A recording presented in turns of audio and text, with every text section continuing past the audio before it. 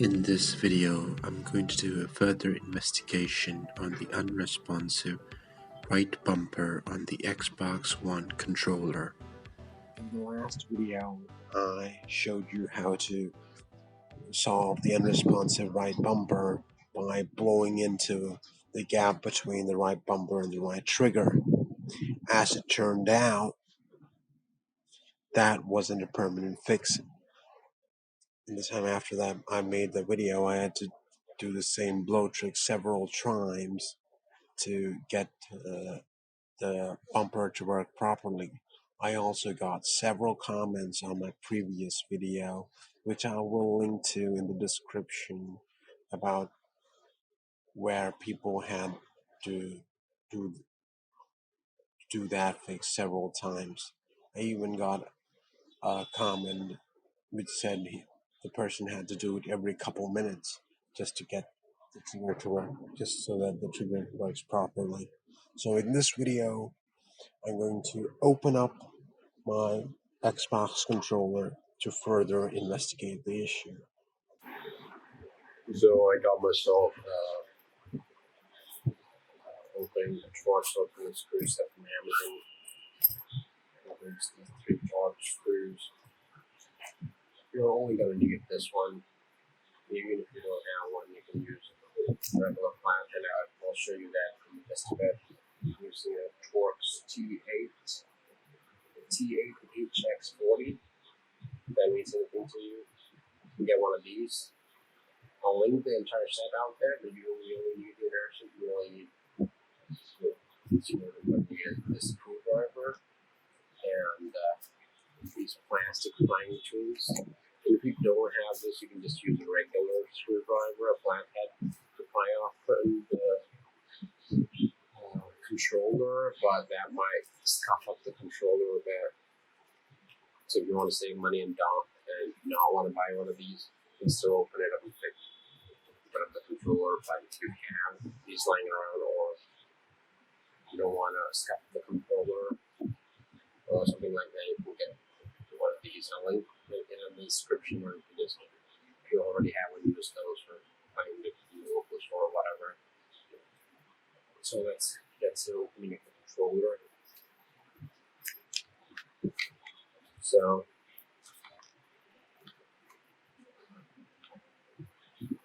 this is how I go about it. I don't know if there's a better way. Just go bring the trigger with these right over here, pop it out. From the gap, we can just go like that. Just follow the gap.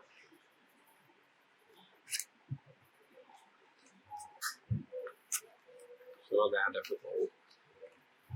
Just line it up.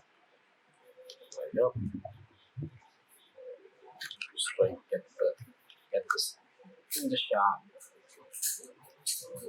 Just like that comes out. Even if it doesn't, you can just pull it out. Once most of the clips are out, you can just pull it with your hands and just wiggle it a little bit and it'll come out. So that'll reveal the screws you want to take out. One's over here. Or you can see that right over here. And the other one's over here. These are Torx security screws, so you're going to get a security Torx screw, or you can use a regular. You can find a small end of flathead. You can take it out like a small, if it's a 1.4 millimeter screw. So you can again get one of these. If you have one of these and you want to buy a security Torx bit, you can do that as well. It's not like the Torx screws is really expensive. It's just less than $10 for the whole set. So you can get that, or if you have one of these lying around, this as well. I'm going to show you how to open this with this one first. The position is just right between, wedge it between the securities, this thing that pokes out, and the thing, and you just slowly loosen it. can see the screws coming out. So you don't really need a security Torx bit to take it out. Just keep track of the screws. So I'm just going to use my Torx screwdriver for the next one because I already have one. It's not difficult taking out with a regular small flathead, but since I have the screwdriver, I'm just going to use it. It's also mine's magnetized, so that's a plus. So yeah, like I said before, you don't really need one of these plastic spudger tools to take this out. You can use a flathead screwdriver to do it, but that might scuff up the controller. I'm not going to do that, but I'll show you how to do it. Just like this spudger tool, just put it in there, comes out. Same over here. Try it out. Might leave scuffs, might just damage the plastic a little bit. It'll only be visual. I don't think it'll be too much of a big deal. But since I have one of these other tools, I'm going to use these just like before. From the other side, just like before. I'll take these and just and once most of the clips are out, as I said before, you should have some fight out. These clips are pretty strong, so I don't think there's a big risk of breaking them. So just hoping that you can pull these plastic bits out.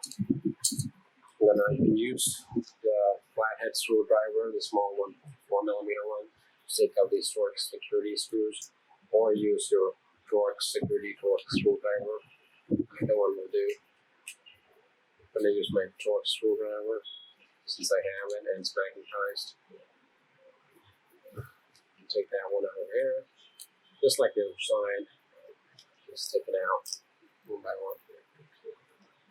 There's one more screw holding the controller together. That's behind the batteries. It's behind the sticker. So if you, I don't know what, in most places I think if you break the sticker, you lose your warranty. So just be aware of that. There's just push your screwdriver through it. It'll pop, tear the sticker, the label, and you can just take out the screw just like before. You can use a flathead screwdriver, a small flathead, or the security Torx, whichever works for you. So now that's gone. I'm going to put this back together. Put the batteries back in. You don't have to. Hold the controller together.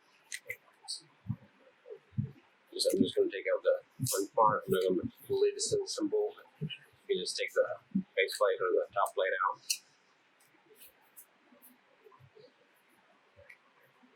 So this was the problem with our controller, and the right trigger did not work, and we were pulling into it to fix it. So I just wanted to see if there's any dust in there or what the problem was. So there isn't. I didn't find anything. I didn't find anything obviously wrong with it. I didn't spot a lot of dust or anything like that. You can see if you push down the bumper, this button over here, the switch, will get pressed, and that's how these things register. So I'm going to take you to, I'm going to show you the game controller tester again to see if my key is registering. I'll be using game controller tester just like before. You can see all my left bumper button presses get registered. My D-pad, my D-pad, my left analog, my right analog, next my AB. All these presses get registered. My right trigger, left trigger. When we go to my right trigger, you can see it does not register the right trigger presses. It does not work. But I'm gonna press it really hard to register sometimes. So this is the problem, just like before. Blowing into it fixed the controller last time. So I don't see any obvious signs of dust that I'm clearing away. So the dust probably in here, or is some shorting it out or increasing conductivity by the extra moisture when we blow it in or something like that. The problem might be here. Since we're clicking it and this switch is the one getting pressed, let's disengage this plastic bit and go directly. Let's directly press the button over here and see the output and see if those presses are getting registered. To do that, I'm just gonna pop these two clips out with my hand, just like that. Those two are gone. I'm just gonna slowly get rid of that. You don't have to take it out any further, just that's fine. I can take my screwdriver. Any plant with that screwdriver will work. First I'll try the working button, the left bumper. And you can see when I press it directly on the switch here, it does register on the computer. Directly pressing the switch over here. Now, if I do the same thing on the other side, that means the right bumper, which we have a problem with, it registers, but only registers some of the time. All the presses do not get registered.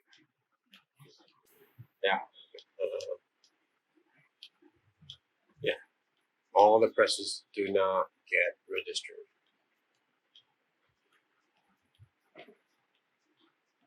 These presses are not getting registered.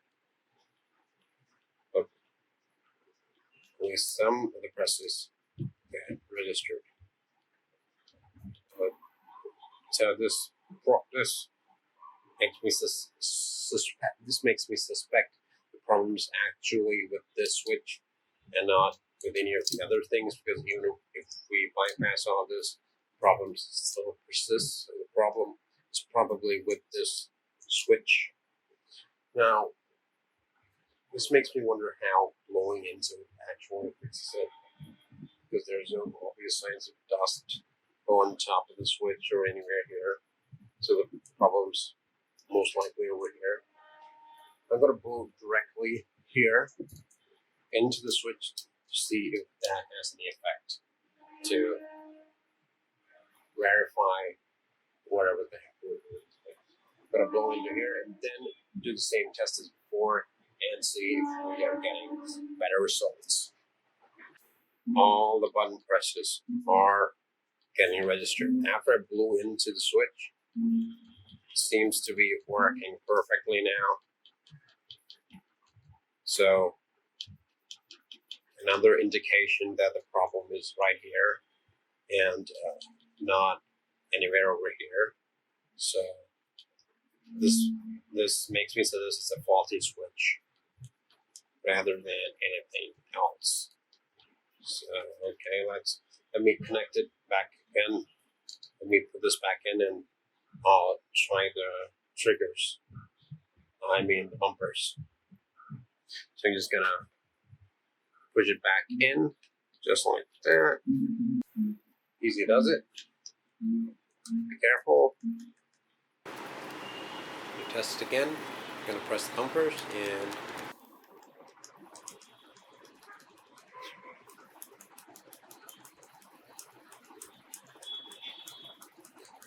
look at that.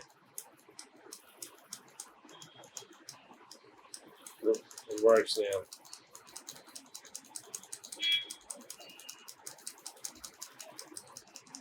probably isn't a permanent just like before. They're just doing something going into that switch, just now fixing it temporarily. This does not seem like a permanent fix. We're gonna probably have to remove this switch right here and buy a new one and place that for a permanent fix. So this is a temporary fix at best. So yeah, just put the faceplate back on without screwing it in. So just to put this faceplate back on, just put it like that. To reassemble the controller. That's it. Put the faceplate back on. I'm just gonna do this again. All things work. And you're going to have to take the batteries out to screw in the back of the controller. Screw in the screw right there. So we're going to take that out. Take these screws out and screw them back together. Reassemble the controller. So I'm just going to take the Torx bit and fix it up. Put it back in. Fix it. You can use your flathead screwdriver as well. I'm just using the Torx bit because I have it. Be sure not to over tighten it. So just when you feel the tension, you can just stop. You don't want to break the plastic. So don't over tighten that screw. So that's in the controller. Just know how to put a battery back together. Put that in. Close that. That's it. Now let's screw in the rest of the screws. Just like before, 2 on either side.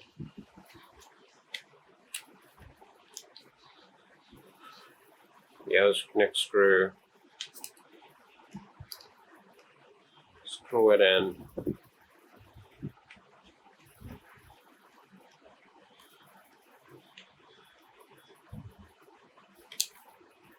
Perfect. Just get the next two as well.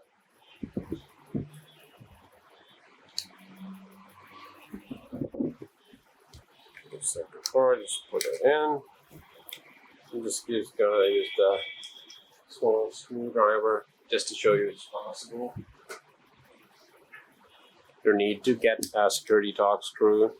Even though it's not that expensive, you have a small flathead. You can tighten with that as well. Look, it's working just fine, and it's tight. So the last one, I'm going to use the Torx bit. You can use the other one as well, and tighten that one as well.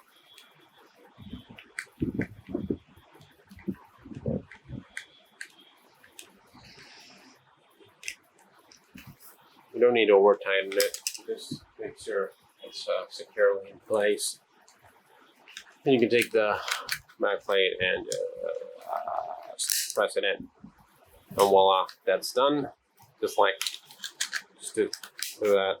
Same thing on the other side, and it's back together. That was extremely simple. Let's go back to the game controller tester, and I'll show you the controller is working. And now you can see AOX. All the clicks register on the right trigger, and the left trigger just like before, and the right trigger. All the normal button presses work, everything works. The reassembly was successful. Like I said before, a more permanent fix might require changing that internal switch. So I ordered some new ones off eBay, and they just arrived from China. So I'll be making a video on that pretty soon. So please like this video if you liked it. Stay subscribed to catch the next one. And have a great day. Stay awesome.